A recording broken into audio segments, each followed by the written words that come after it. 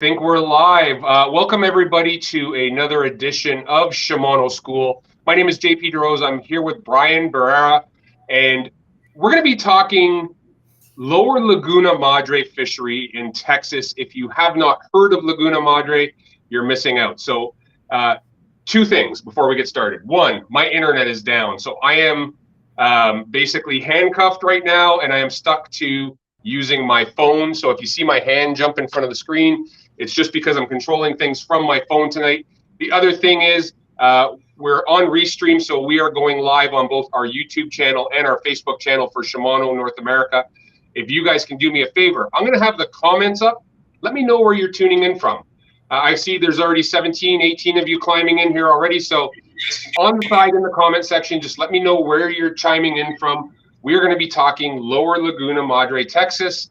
We're going to be talking wade fishing. We're going to talk boat fishing. If you don't know Brian, where can people find you, bud? I'm a fishing guide out of South Padre Island. I've been down here almost my whole life. I'm third generation here. This is where I fish. This is where I hang out. I guide out of Jim's Peak, South Padre Island, Texas, the very southern tip of Texas, way down here. Awesome. Well, there you go, folks. So we're going to be doing this. I see people are chiming in here. South Carolina just got on board. You're going to see me reach in a lot because I'm trying to look on a phone and read stuff. I feel completely handcuffed here. I'm going to apologize in advance because usually I've got two 27-inch screens in front of me to control all this stuff, and I am really relegated to a phone and putting my hands on it. There's Blaine. Hey, Blaine, what's going on? Blaine just chimed in. Adam from Central PA, and we got my buddy Victor. Cool. Yeah, Victor, is that your buddy there? Yep. Yep. All right, so we got both YouTube and Facebook going. What you guys can do as we start talking here is you can click the share button. That helps us get the word out. If you've got a buddy or a fishing pal who is never fished Texas or maybe has expressed interest in doing something like what Brian offers, tag them in the comments. Just put their name in the comments, and that's going to go right to them and make sure it gets on them. So we got people chiming in. Let's get going on this, Brian. All right, so let's explain the fishery. Let's talk Lower Laguna Madre, South Padre Island. What is so special about Laguna Madre? Oh man, we've got a great fishery down here. It's a really healthy fishery. It's really resilient too. We get the occasional freeze and things like that, and it always seems to bounce back. It's special in so many ways as far as the state of Texas goes with the diversity of our fishery. We've got trophy trout. We've got some of the best trout fishing, in the state, maybe even the United States down here. It's that's our main thing that people love to come down here for is chase trophy trout. I love catching a lot of redfish, drifting, wade fishing on artificials and stuff like that. Those are the main two.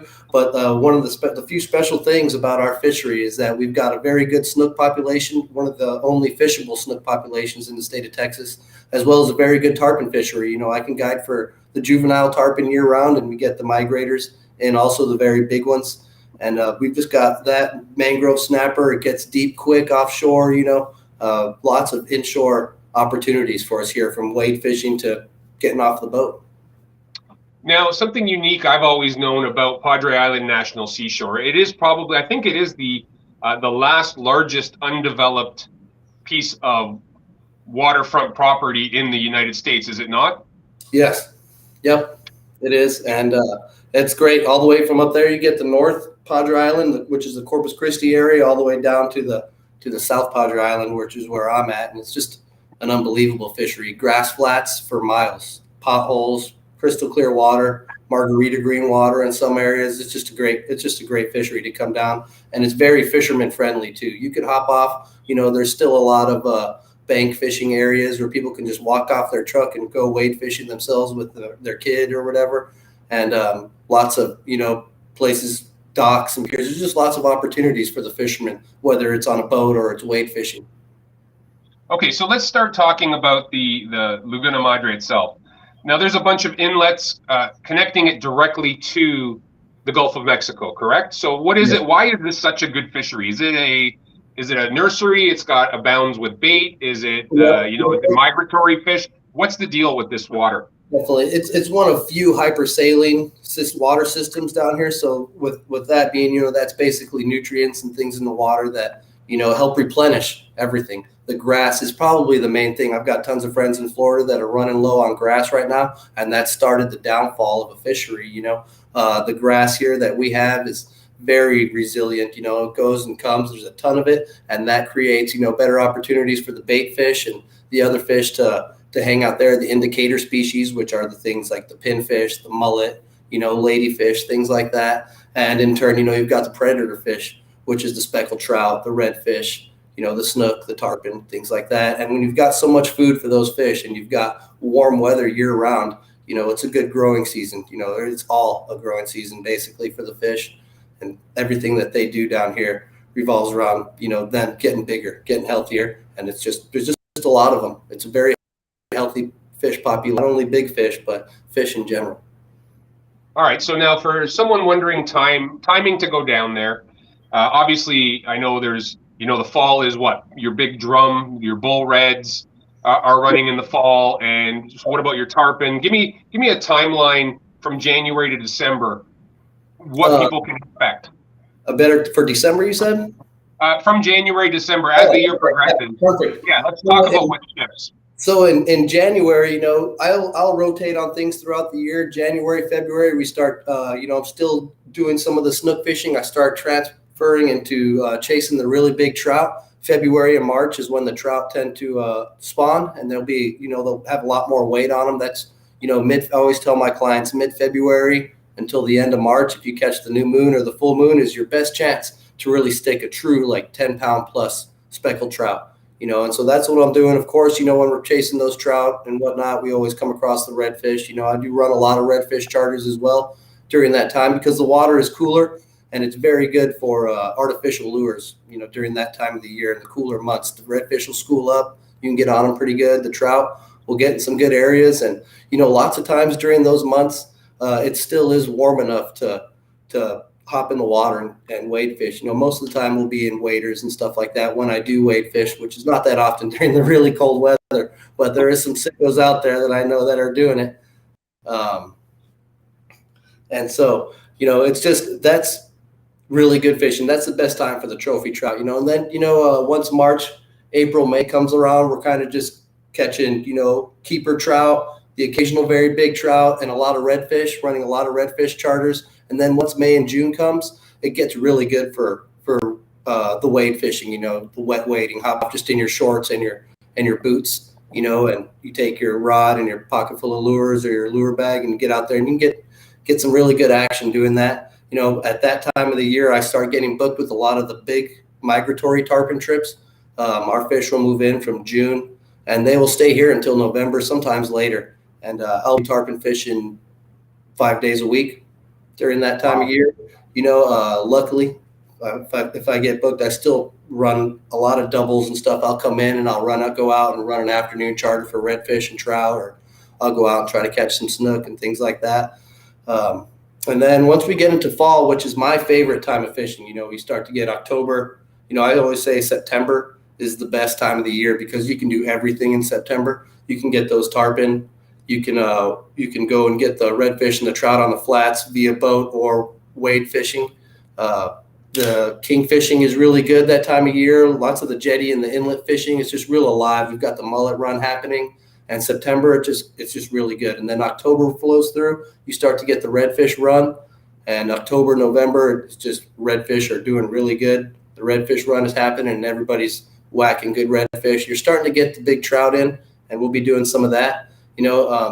November and December, late November, I'm just getting into it. The snook fishing is getting really good. The mangrove snapper is getting really good. November, December, those are almost, you would think of December as being a really cold wintertime month. Most people do, but all the way down here in South Texas, we're still getting 80-degree days during December. And so November, December are really good because they can be those transition type months where it's not really hot and it's not really cold. So you're in the transition there. And so that thermocline where the fish are feeling really comfortable, that thermocline that's in the middle of the water column, it moves up a little bit because of the water temperature. And so those fish are a little bit higher up, especially if you're fishing the inlet or shipping channel that I like to fish, or docks and things like that. It gives you a lot more opportunities for throwing top waters, the current sniper, other things like that, the pop that I've been throwing recently. And with that water column up there like that, the fish are just happier. They're up there, and you catch a lot of different species on top water than you normally would the rest of the time of the year. So that's one of my favorite months, just because who doesn't love topwater blowups, right? Yeah, exactly. So you see the comments are starting to come in now. Obviously, people who have fished with you, one of them's calling you the Tarpon and Snook Whisperer around South Padre. So that's probably one of my best definitely, friends. I think I paid that guy $5 to say that or something. oh, there you go. That's all right. I'm sure you can get a lot of good comments if you pay people for them, but I have a feeling that one is legit. I have actually control now that I'm doing this off my phone. I'm actually seeing that I have control over comments and stuff like that. So it's not too bad. I'm not too handcuffed. For all of you who've tuned in, thanks for joining us for another Shimano School. Obviously, my name is JP DeRose, and we've got Captain Brian Barrera here. We are talking South, Laguna Madre. So South Padre Island, Laguna Madre, and we're talking wade fishing, we're talking drift fishing, we're talking basically every species you would want to catch. We just went through the months of the year. So if you guys have questions, I actually have control. Despite not having internet and using my phone, I have control. I can see some of them. Yeah, you're starting to see them. Your comments will pop up on the right. I'm going to leave the chat overlay on, so that kind of gives us an interactive way to track this stuff, and I'm going to track it on my phone as well. So perfect. Yeah, you must have paid people a lot of money here, Brian, because I'm seeing some like great comments popping up here. Like, professional and premier guide in South Texas by far. So yeah, you've either kicked out a lot of money or you're doing a hell of a job down there. Yeah, that's cool. I know Cass. He caught, him and his friends came down. They caught a 200-pound tarpon with me this summer. He caught his first tarpon with me a couple of weeks ago. I know that's why he's pumped up. Awesome. He's got some luck. That is awesome. All right, so folks, again, if you have questions, we're going to talk gear, we're going to talk fisheries. Why don't we pick one to start with, Brian? You say you do the drift fish more than you do the wade.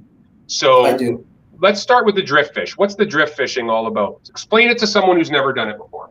Perfect. The drift fishing down here, we're fishing it's an extremely shallow fishery. Most of our water that we're fishing in is going to be 2.5 feet or less.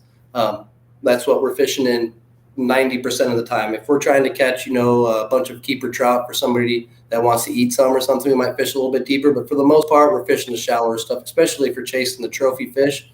And South Padre Island, where I guide out of, has some of the most consistent wind in the United States of America. So it makes it really hard to pole around. Although some of the fly guys still do, it makes it really hard to pole around. So hopping off the boat and wading or drifting are your best bets. When it's really windy down here, I prefer to drift. You just cover a lot of ground. We get our boats and we're drifting sideways. You can fit a couple of people on there and everybody's getting a good rod. And since our fishery is, I'll kind of dip into the rods that I'm using for, since we're in this shallow, clear fishery, distance is the key for me and for my clients. Getting the bait way out there is where it's at, because you can almost see that there's no fish in front of you the next 20 feet out, because it's shallow and it's clear and we're drifting. And so when I'm out there, I get the bigger rods, off the boat. I'm using the 7.6. I sometimes will use a 7, but I prefer a 7.6. And I'll drop down in my line. I'll drop down to a 10-pound Power Pro and a 30-pound leader, maybe a 25-pound leader, because even going from the 20-pound down to the 10-pound and from a 7-foot rod to the 7.6 rod, that could easily add 20, 25 yards to your cast every time. And for people that fish every day, it's not a huge difference because they can make up for it and make some really good casts. But as a fishing guide, sometimes you have people that don't go that often. And, having the right gear that can get it out there where it needs to get is a difference maker. That can be the difference between catching 3 fish and catching 15 fish for some people. Exactly right. I couldn't agree with you more. Yep, and we'll drift through those areas. We'll cover ground at a good pace, And once you start finding the fish, you start catching them. I'll mark them on my GPS. And once we stop catching them, I'll know we got out of the school. You can drift around. You can drive around, park on that same drift, and then you put out your drift sock or a drift anchor, which is basically a net with a hole in it that slows your drift down. So that way you can, narrow it down to where the fish really are. Drift through really slow, and then it's hammer time after, It's amazing. It's actually uncanny, the parallels So myself being a Canadian or a northern angler who does a lot of smallmouth fishing, we do a ton of drift and drag or drift and cast fishing. We Mhm. use drift socks. We do Yeah. the exact same thing. We drive around our fish rather than over them, even if we're in deep water. Get outside that line you just went on and not run them over. And I see it all the time, and you probably see it from the recreational anglers as well, where they'll do a drift, they catch a bunch of fish, and they drive right back up the middle of where they just came down. Yep. And they Yep. don't Right. realize that by just going around them wide, they're not Yeah. going to move. But if you drive over them, they're going to split up.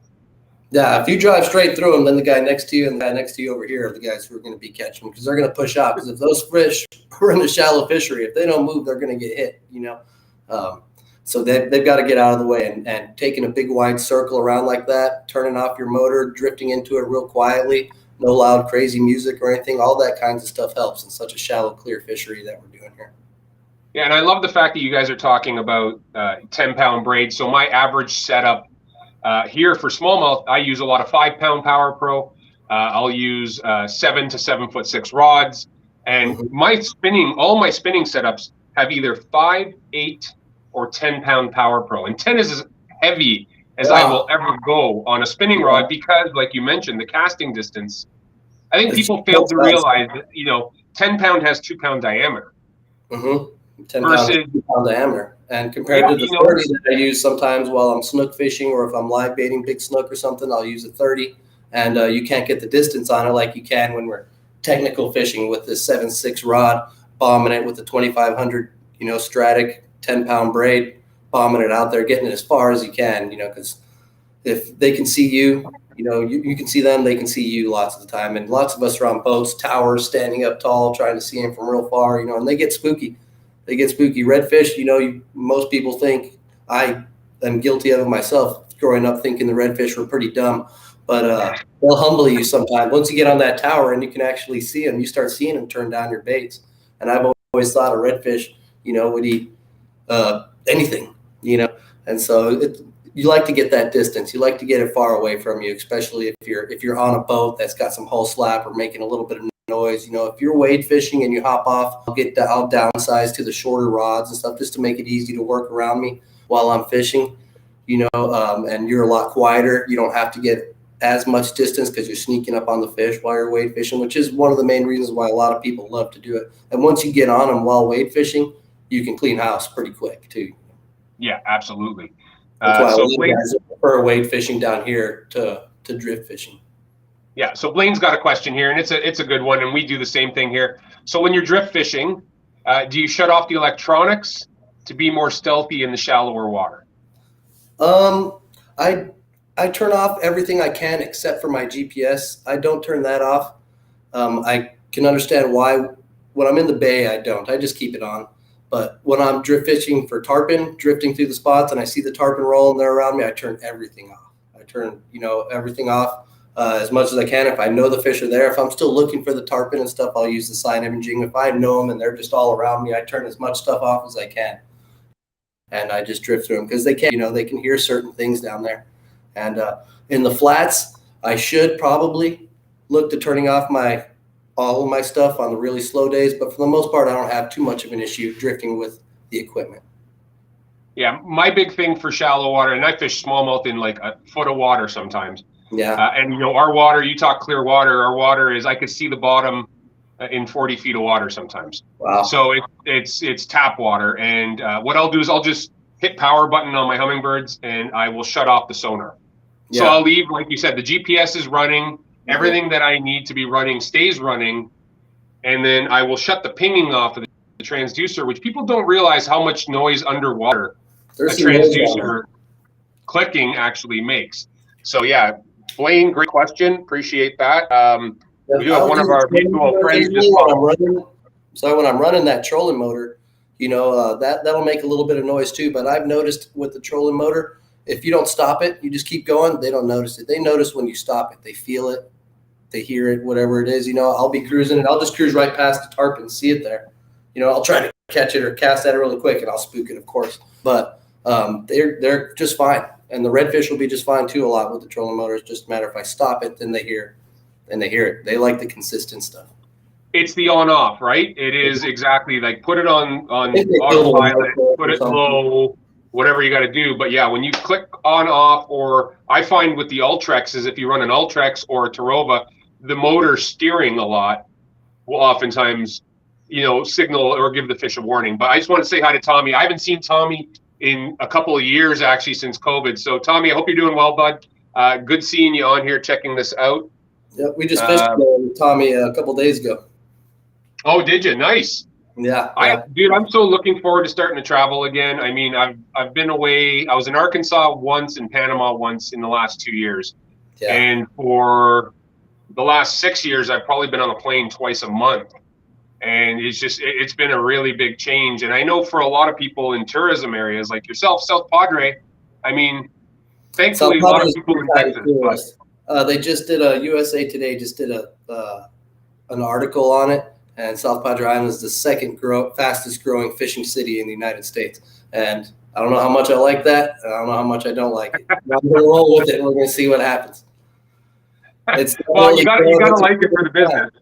You got to like it for the business side of things. You may not like it for the traffic on Laguna Madre when you're done with it, but for the business side, it should be okay. It'll be good. I'm happy for it. I mean, it's such a great fishery. There's so much great fishing guides down here and stuff. Everybody needs to get some good fishing in. Yeah, and absolutely. I can see why people want to come down here. It's such a nice place. It's such a great, amazing fishery down here, and it's one of the last frontiers, I say, in Texas. To get down here, it's an extra flight to get away. It's on the very southern tip. We're about 7 miles from Mexico. Where we fish our inlet, and there's just too many good things going on.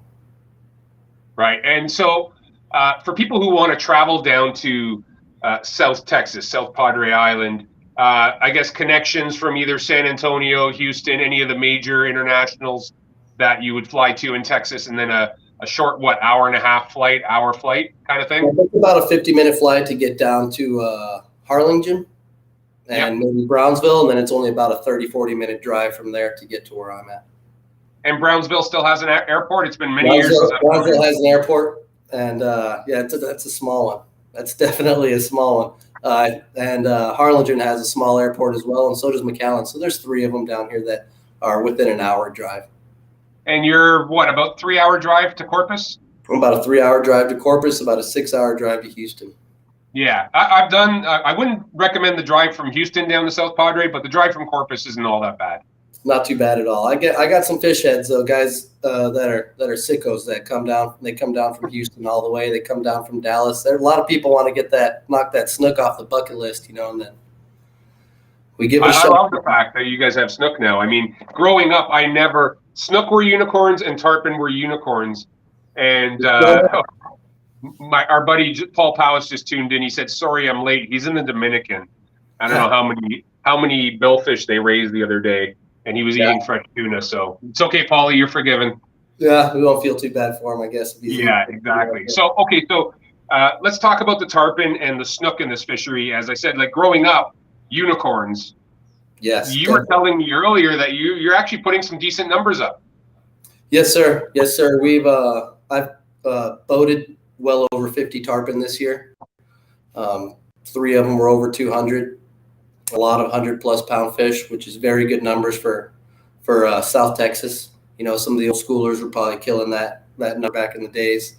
Or maybe recently, and there's some really good guys that fish. They just don't post on Facebook a lot too, So I'm only as good as I make it look on Facebook, But definitely had a great season. We caught some very good fish, and it's just amazing how the tarpon fishery was this year. We got really calm weather. We had a lot of really good fish. And like I was telling you, I'm not sure if it's getting better by the year, or if the weather just was really good, or if I'm getting better year by year. It's probably a mixture of all 3.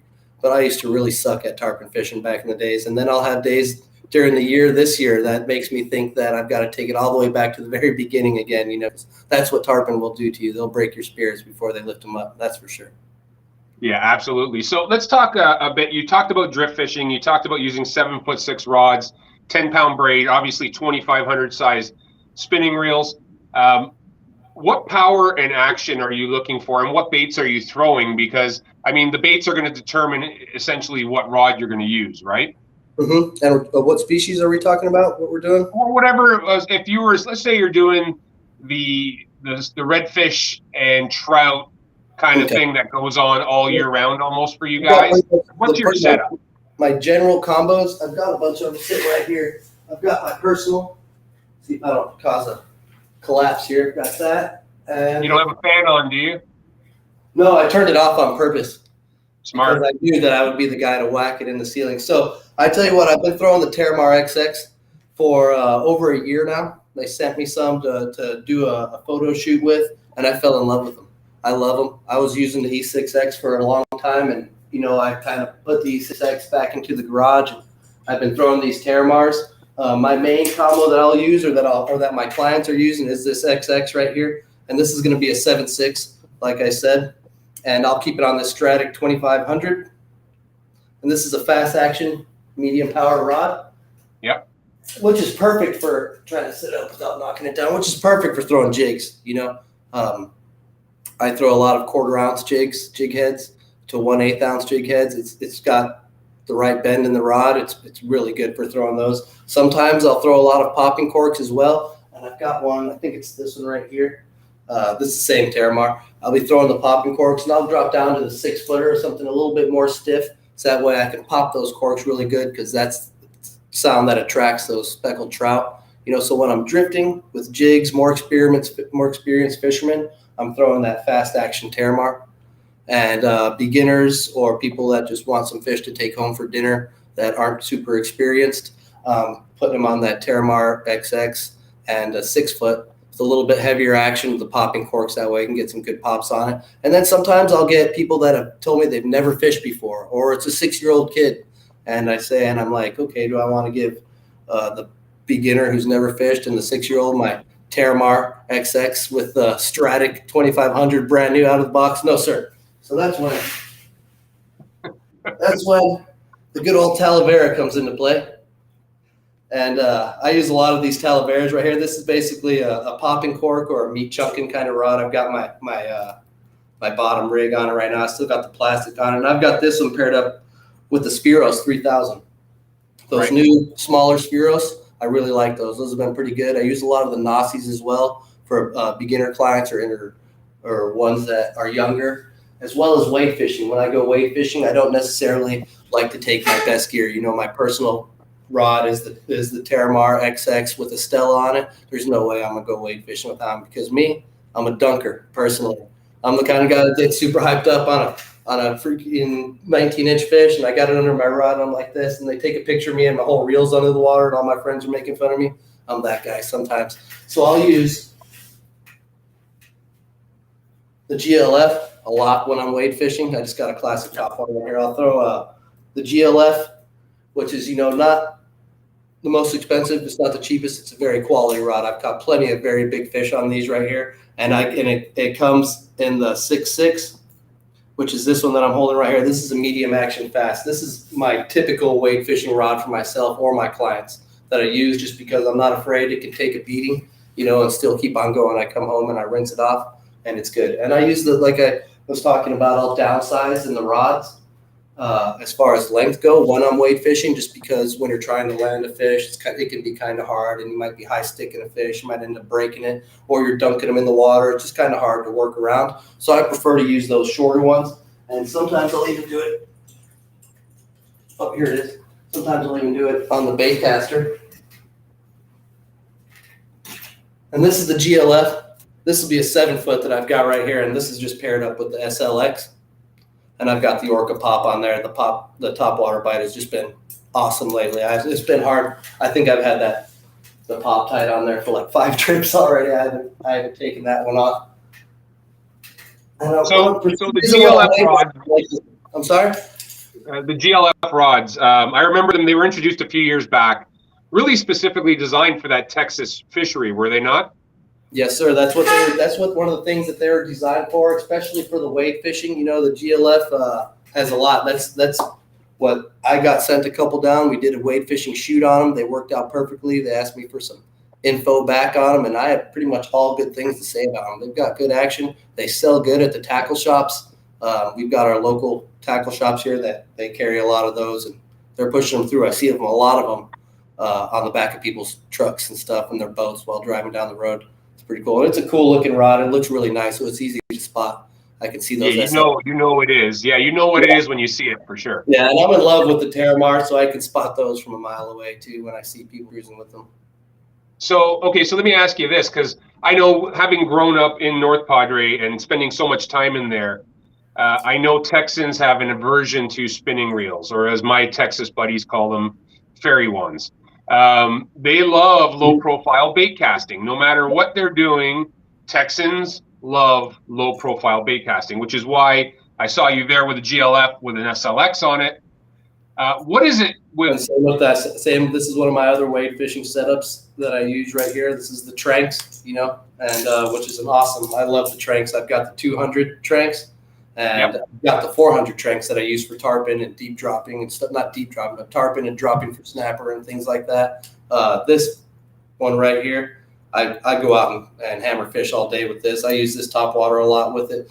Something about top waters and the bait casters, I just tend to work them a little better. I use a ton of spinning tackle as well, especially when I'm in areas where I'm snook fishing. Snook fishing sometimes requires a lot of structure orientation, and so I'm skipping docks and doing all kinds of things where I'm just not on the level to be skipping docks with the bait casters yet. Some of my bass fishing friends, they can do it, make it look real good, but I got to stick to the spinning rod when I'm structure fishing, but wade fishing, the potholes and things like that, pitching and flipping around, that's good times right there.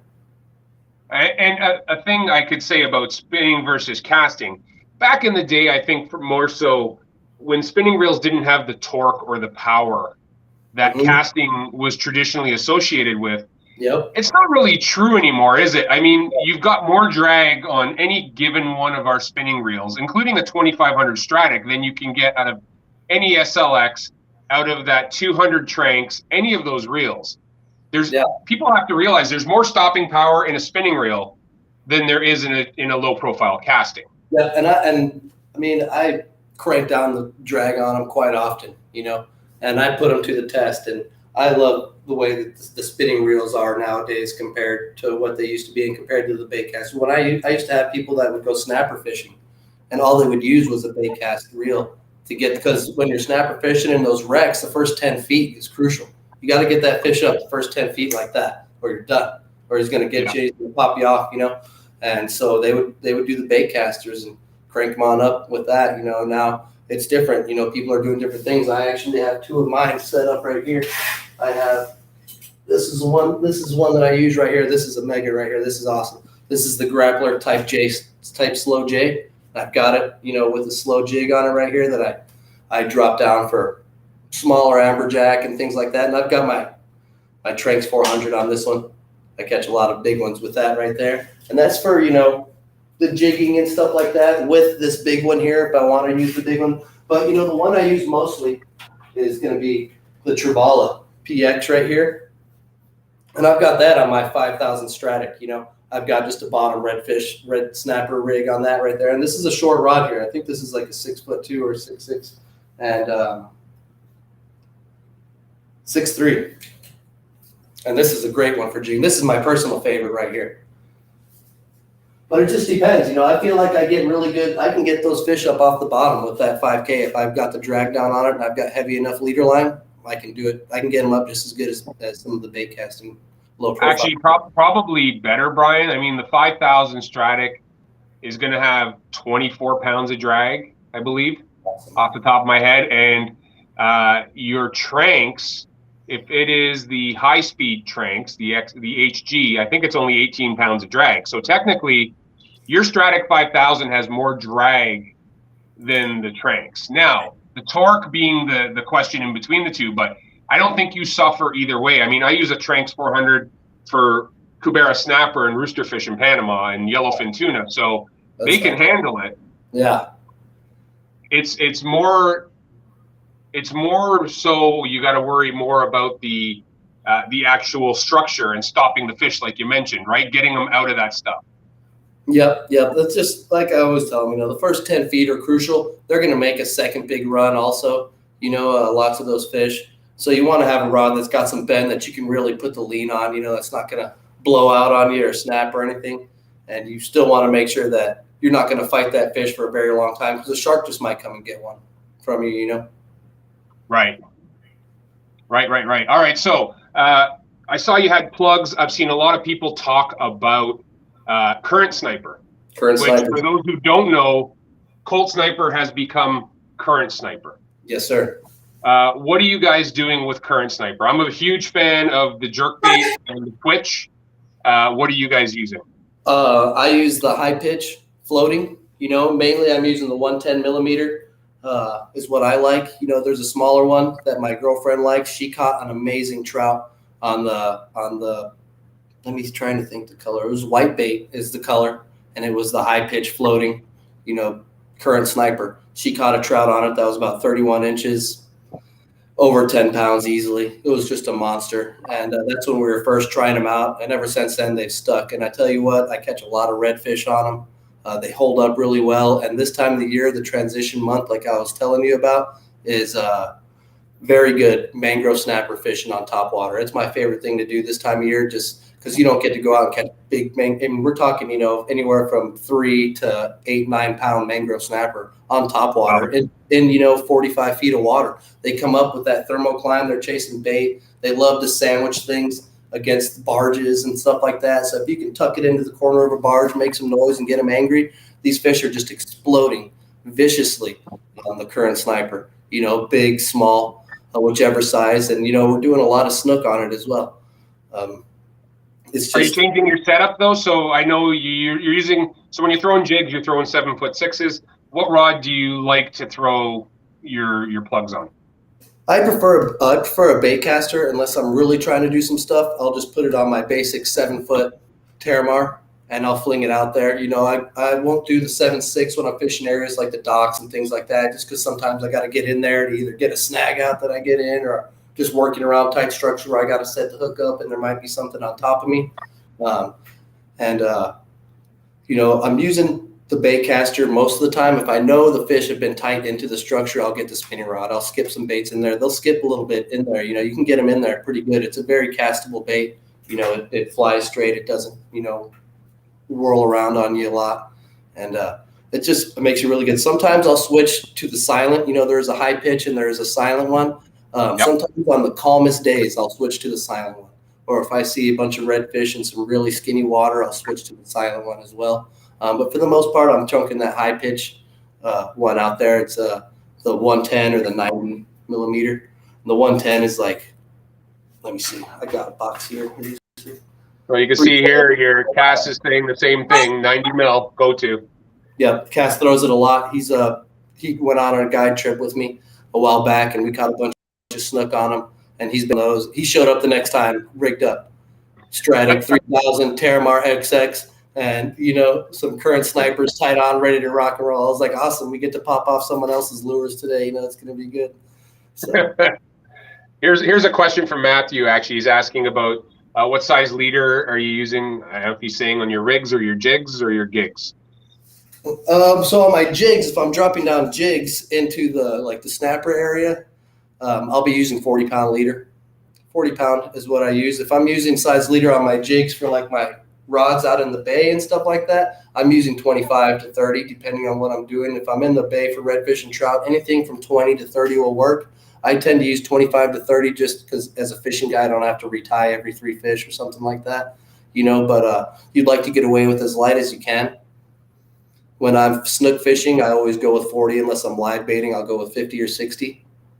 And for the tarpon, you know, I'll use anything from 40-pound early season all the way to 130-pound on my big rods for the monsters. All right, there you have it. Hopefully that helps you out there. Yeah. Let's see what we got here. Tim from our YouTube channel is asking, have you had any experience with any of the flash boost? Yes, stuff? I definitely have. Can we pull this one up right here? Got it right here. Just happened to have it because I was using it the other day. And I haven't thrown any of the smaller stuff yet, but I've definitely thrown this flash boost out right here. Look at that thing work. It's just awesome. I love these things. They're like mesmerizing looking at them, you know. And I took them with my friend. We went offshore. We went and got behind the shrimp boats and did some tuna fishing. This and the pop orca, the big one, just getting hammered. just getting hammered by them. And it was awesome. I wish I would have brought more. It was to the end of the day where I brought 2 to leave my friend on his boat, and I left them there. By the end of the day, I'd used them and popped both of them off. He was like, get me some more of those. I was like, I'll see what I can do, man. But I love the flash boost is super cool. I've been hearing stuff about the offshore guys catching big yellow fins and stuff like that. This is some amazing technology. I'm hyped up about those. I've got to use them as much as I would like to because I don't get to the deep water a lot, but I know it's going to be good. I tried them for kingfish this year, but I kept on getting hit by Jack Crevalles and stuff. I couldn't get into the kingfish like I wanted to, but I know they're going to eat it. So we got a couple questions here regarding salmon, and there's one of our users. So I'm going to just address this because he's asking about information on salmon fishing. Unfortunately, just to let you know, I think his name is Elgov. We are doing a South Texas Laguna Madre thing, so there's not many salmon or any at all that run down that way. If you want to ask questions about saltwater salmon, which I would assume you're either in the Pacific Northwest. Yeah, I think I know him. He's one of my buddies. Is he? All right. He's talking about. We used to do some salmon fishing together. All right, so there you go. Does he need to go bigger? He's using 8-inch leaders for his heavy salt salmon. So I'm leaving it to you, Brian. That's bigger than what I've got, so he should be good. If I survived on 6-inch, he should. Okay. There you go. There you go. All right, so folks, again, we are doing another Shimano School. Apologies again for the lack of control I have over this thing. Our internet is down where I'm at, so I'm actually running off of my phone's 4G signal that I'm running, which seems to be working okay. But we're here with Brian Barrera, Captain Brian Barrera from South Padre Island, South Laguna Madre. If you want to check out anything from Brian, where can they catch you on social or on web? Where do they go? So, my Facebook is just Brian Barrera, Barrera, or you can check my Instagram, Captain Brian B Fishing, Captain _Brian Barrera. And my website is Inshore Fishing, southpadre.com. You can go on there and see all kinds of cool stuff. Awesome. So there you have it. Now, Brian's a guide who does both drift and wade fishing. We've talked about drift fishing. We've talked about setups. He's talked about jigging. He's talked about topwater mangrove snapper. He's talked about flash boost a bit. But let's get into the wade a bit, because I know you said you don't do a ton of it, but there's some great opportunities, and it is a very different style of fishing, wade fishing. And you're in one of the best areas to do it. So let's talk about the wade fishing fishery. So the wade fishery, there's so much opportunity down here. Like we spoke of, it's such a healthy fishery that, most people can just, pick a spot, get out and wade it and get lucky and catch a couple of fish. There's fish everywhere, whether there's, you're not always chasing slop fish. You're not always going to catch monsters. Fishing is good no matter what it is. They're all good. Some are just better than others, but the guys that are getting serious about it, they're getting a little bit of the shallower stuff, making really long wades, getting good, expensive gear, that you got to be out there a long time. And myself, I usually hop out when I know the fish are there. I'm trying to be quiet, or I know that there's only one good spot for the day that I've been finding them in, and the other spots kind of not been doing so well. We'll make sure to get in there, so that way you can pick it apart really good. Usually when I'm drift fishing, the main difference for me is that when I'm drift fishing, I'm power fishing. I hit the pothole as we drift by it one time, nothing in there. Okay, I'm going for the aggressive fish while I'm drift fishing, just here, boom, boom, boom, boom, covering ground, looking for the hungry school. And when you're wade fishing, it's kind of like an art. I see guys out there super quiet, meticulous. They'll pick apart a 25-yard spot for 25 minutes. And I drifted through there through 2 casts in that spot, and the 1 minute it took me to drift by, and I don't catch anything. And then you go back to that same spot, wade fish through it, or spend a little bit of time in there, pick it apart, and you're catching some fish. It's all about picking it apart, and those are some of the opportunities that it provides for you. It's such a great fishery. You get out there early in the morning, and it's usually pretty calm early, so you can get tailing redfish to walk up to. You can get some really big trout in shallow waters that you can sneak up on, and sneaking up on them is big for the big, smart fish. They know some stuff, and you want to use every extra curve that you can to try to sneak up and get these fish. And wade fishing, and lots of times, is the way to do it. All right, so here's a question from John from our YouTube channel. John's been with us every week. John from Buffalo, how you doing, bud? I hope you're doing well. He's asking, well, besides borrowing a hat from that rack behind you, do you do any fly fishing in your guiding?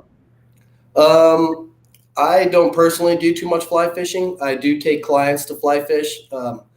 I usually have a couple of friends that are fly fishing guides that I will send them to if you're looking for a true fly fishing experience. I don't want to take that away from anybody else, the experience of fly fishing, because it is something different.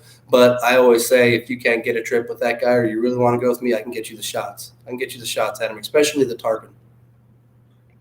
Good to know, John. Hopefully that helps you out. I know John has been watching these every week with us, every other week as we do them, but he's always got some great questions and he's very interested. I love it. I love anybody who's interested in learning about new fisheries, because it's one thing that just a passion that everybody shares, and it's my deep passion.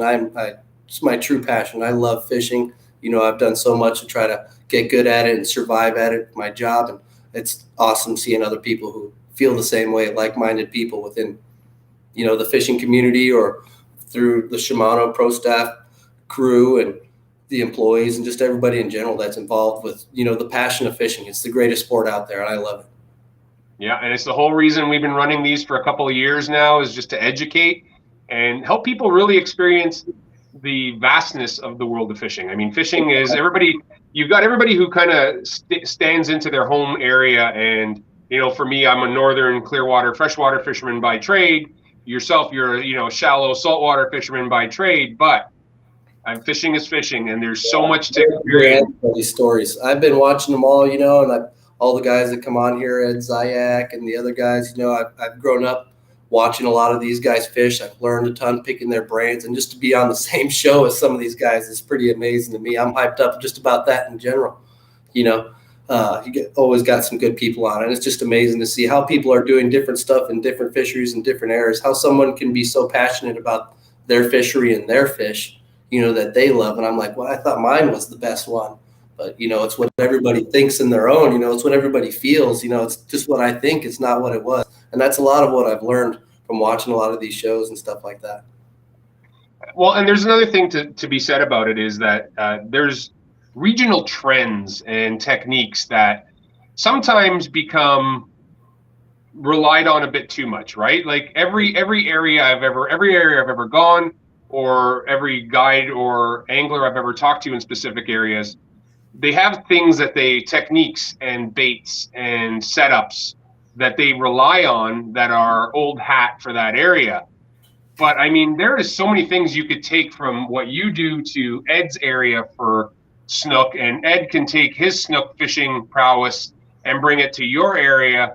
I mean, there is definitely that's a fact. I was an employee of DOA Lures for a while, so I was like right there with Ed and Mark Nichols for a good while. I would go to Florida maybe 6 times a year, and I'd fish with them for a week over there, learn all kinds of snook stuff from those guys. And I'd come back and apply it here, and it works. Everything from, where they live and what they're hanging to the gear that they're using. Ed's the one that introduced me to a lot of the Shimano gear that I was using when I had my head stuck with ones that I loved.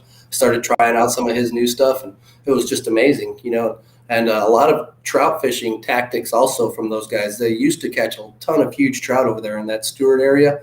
Unfortunately, the grass situation has kind of killed off some of that. I guess they still catch them, but now they're coming down here, and we fish so much together that it's gotten past the point of like me taking them on a trip. We're friends, and so not only do we do my stuff, they apply their tactics down here. And new areas that I would never think there was a fish there. There are some big ones there. And you know what? They've caught them in the same situation like that in Stuart, Florida for the past 25 years. And we go there, and sure enough, it's happening. And then I'm the only one doing it down here. You know what I mean? Yeah. So that's what's cool about sharing. You got to love it. Yeah, you got to love it. There's just so much. So let me step back a bit here. Tim's asking from our YouTube channel about any plans for the upcoming Fred Hall show. I'm going to call on Shimano, who I know is watching.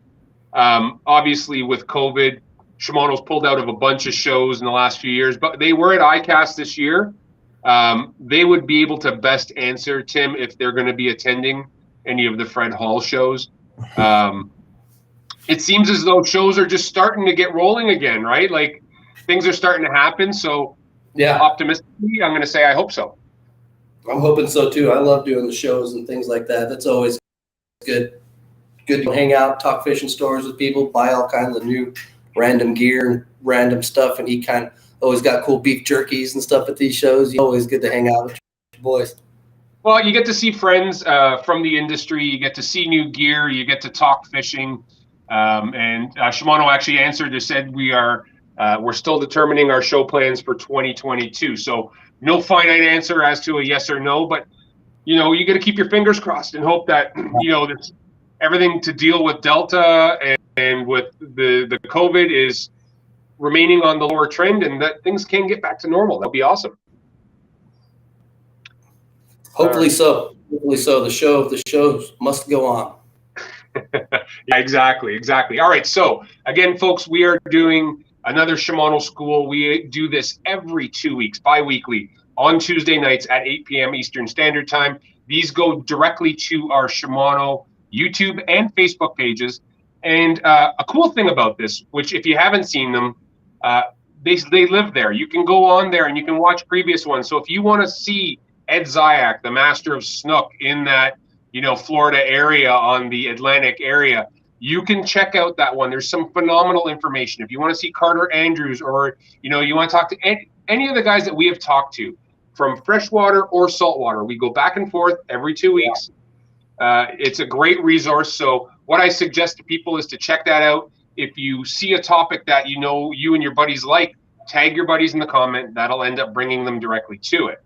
I know that in 2 weeks, we're going to be doing something a little different. I'm going to be heading up to one of our Shimano authorized reel service centers to do our live from there. So we're going to be taking questions from all of you about reel maintenance.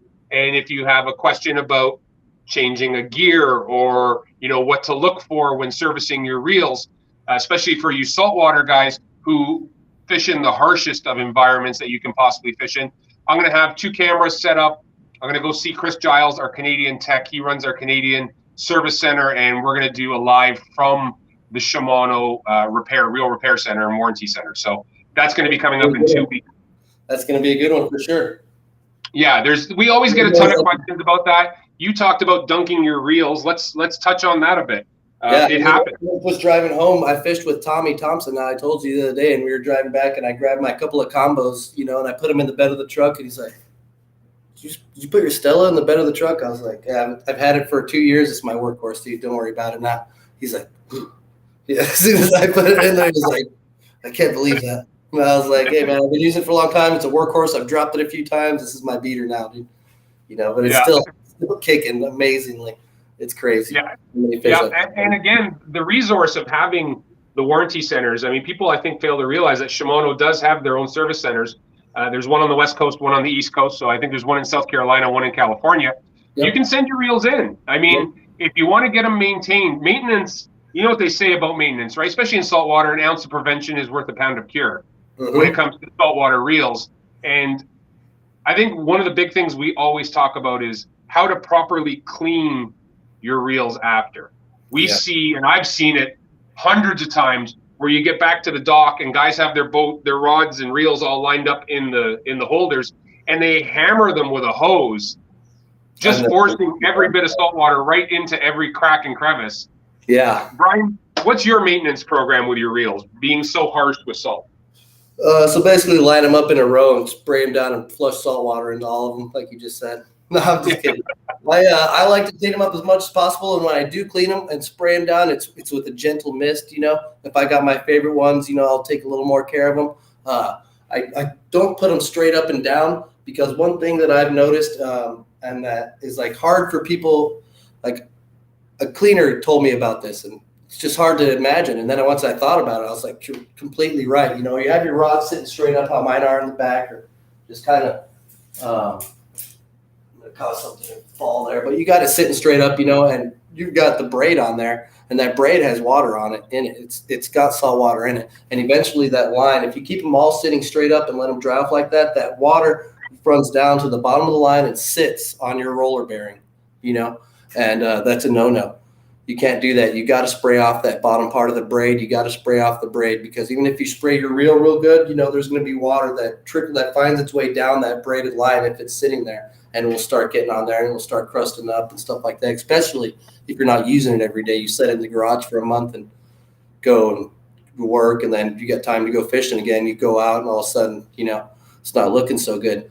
But definitely wash them like that, and don't spray them down too hard. No direct, big time contact like that. Don't power wash them. Yeah, the coolest trick I learned was keeping that braid a little bit, with some fresh water on it, because it always runs down into that roller bearing if you've got them set up straight up. Yeah, for sure. And I've heard of tricks where people say they take, is it 25 or 50% Windex and 50% water, or 75% water, depending on, and they use that as a mister. And apparently the ammonia in the Windex breaks down the salt in the reels, kind of like Salt Away does. I've seen that as well. But the big thing that I was told from Dan Thorburn over the years was don't hammer them with water. Mist. So what I do is I'll oftentimes lean mine up. If I go to a trip and I take rods and reels with me, I'll put them in the shower stall at the end of the trip, kind of stack them up, and then hose them down gently with a shower and let them dry off inside the shower and get all that salt off of them. Yeah. Guide included, right? People have to remember the guide frame. Jump in and take a shower with them and just kill 2 birds in one stone. I'm in a hurry. I got to go sleep. Yeah, exactly. Yeah, but usually the captain showers jumping in the pool and getting back out, isn't it? Yeah. I just kind of jump in the pool for an hour or so, and then I get back out and I'm clean. Good to go for another 3 days or so. All right, so here's one. This is a good one. Andrew's asking, have you experimented with the wax wing for the tarpon in Texas? No, I haven't. Not for the tarpon. I've thrown the wax wings. My buddy David Turan came down for a photo shoot that we did, and he loves those wax wings. He brought a bunch of them, and we whacked the snook on them, and we caught a bunch of mangrove snapper and jack crevalles. But when he was down doing that shoot and he brought the wax wings down, that was in like January. It was kind of out of season for us for the tarpon, but thinking about it, it sounds like it'd be something pretty nice. I wouldn't mind trying. I'm wondering if other people do that. The suspending wax wing is something pretty special. If you've never thrown it, the ability to pause that and stick it in front of their face and twitch it is pretty impressive. In the strike zone. That's why we were doing really well on the snook with them, because most of those fish, when you're structure fishing, are only going to come out, maybe 3 feet out of that structure, and to feel safe and eat something. And even that far out, they're going to be hitting it on the way in. So any bait like that, small top waters, the high pitch walk bait or that wax wing, that you could keep in the strike zone for a longer period of time is crucial. Well, here's your tip from Andrew. He said it's a bit of a secret bait in the glades. Slow, steady retrieve. I hear you, Andrew. Okay. that reminds me of a spy bait in the smallmouth world. All right, here's another question from Tim. How often do you change your braid, bud? Let me see. It depends. It'll last quite a long time if I don't need to change it. It's the 10-pound I will change a little bit sooner, just because we're fishing throughout the days and I'm using the 2500s. So I'm not going to store a ton of line on there. And so after about a month, I've popped off enough, or my clients have rubbed them around docks and things like that to where it looks kind of frayed. And after every trip, I'll pull off the first 10 yards or whatever and cut it. And then eventually it starts getting close down on there to where it affects casting distance when you start getting low on the spool of line. And I'll just fill it up right then and there. The tarpon line, should last all season, the tarpon line, when I'm using that. But sometimes you hook a huge shark and your line's there 1 minute and it's gone the next. So I spool up a little more than I'd like to admit when I'm tarpon fishing. But usually every 4 weeks, I would say, with my light tackle rods. The other ones will stay on there until I really need to. All right, we got one more here from our YouTube channel. Hunter Bull is asking, what do you think of the NRX 872S for inshore red fishing? So I don't know if you've used an 872 before. It's basically a 7'3" medium fast action spinning rod. So is that kind of like, is he in the right direction there? Yep, I have that. I have that exact same one. That was the one that I had paired on my Stella for a very long time. I just ended up switching over to the Terramar just because I was doing the photo shoot with it, and I just haven't switched back yet. But that NRX is the money. That's the deal right there. The Stella paired with that NRX 872, the 7'3" one, that was just an awesome one to be throwing. It's perfect. It's got the perfect action for redfish, throwing jigs and stuff that I like to do. Might be a little bit light for the popping corks, but if you're throwing light jigs, anything from 1/8 to a 1/4 ounce or, a little bit heavier than that, you should be doing just fine. I caught a lot of fish on my NRX. That's yeah, just and that eight. Yep. Go that's ahead. the creme de la creme right there for me. That combo is where it's at.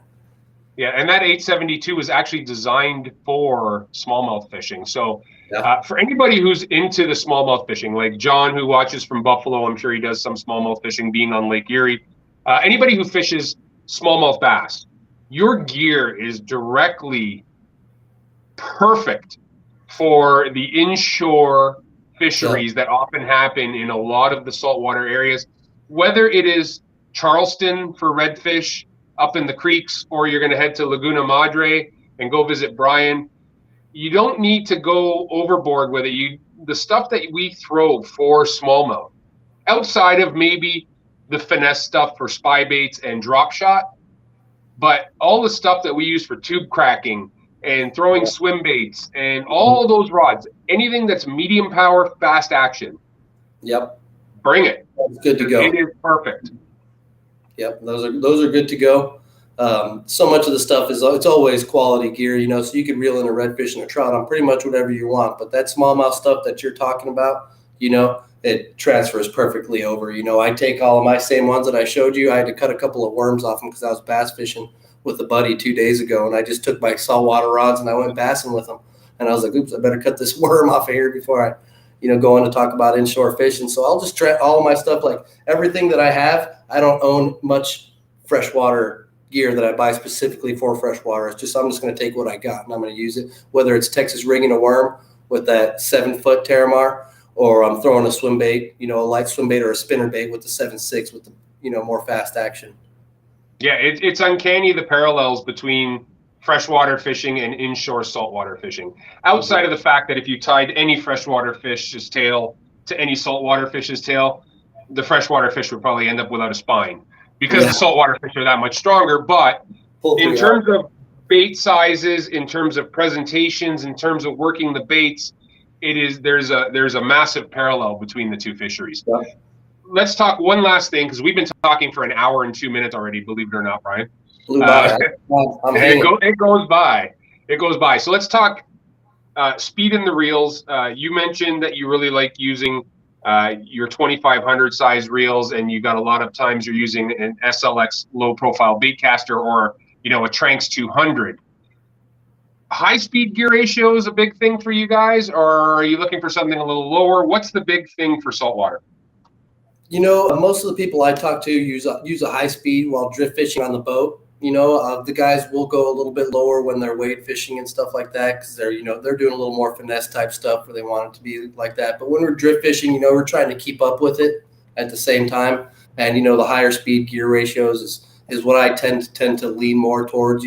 We could make it work with everything, but if you're really getting down to the fine tuning of the combo that you want to purchase that's best for your fishery, that's something that you need to look into. And for me personally, I prefer the higher gear ratio just so I can keep up with my bait as I'm reeling into it as we're drift fishing, or also, that one time when you get the classic luck and you see a crazy fish just out the side of your eye over here and you got to crank it in as fast as you can and get it back out there without throwing a backlash or hooking something behind the boat, So I prefer the higher gear ratios myself. And it's been going that way with the bass world as well. Back in the day, when I started, a 5-to-1 was a high speed gear ratio when I started. And, then the 6s came along and then the 7s, and now we're kind of mid 8s at this point. Like a Corrado, you can get a Corrado at 8.5-to-1. Wow.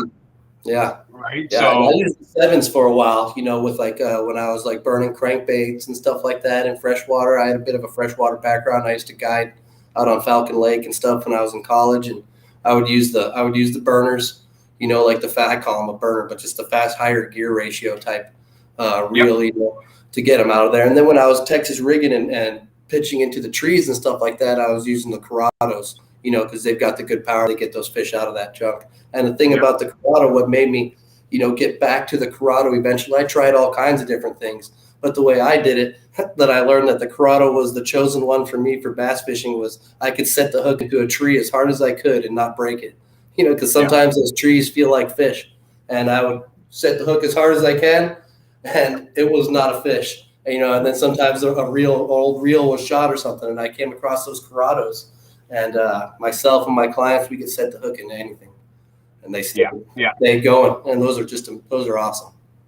Yeah, absolutely. And again, so for what you guys are doing, I know that Shimano has made low profile bait casters that cater to your inshore, near shore salt world. So like Tranks, there's a Tranks 200, a 300, a 400, and a 500. But there's also Chronarch G, which was designed for inshore fishing as well. That's more of a saltwater designed Chronarch. Yes. What are the ones that you see the most? Because I believe that any of our reels are completely applicable to saltwater. It's just the maintenance levels become a little more daunting as you get into some of the other stuff. I see the Corrados more than anything, and I see the Chronos more than anything, like you spoke of. I definitely see a lot of my buddies throw the SLX. I promoted them with a lot of my buddies. A lot of my clients have came and tried them, and that's more their style, more their price range for some of my people. And I've had a lot of guys send me pictures that they bought those SLX combos and they like them. I throw a Bantam a lot. I throw that one a lot too myself, and I even take it into the saltwater and mess around with it there. I've got some pretty good fish on it.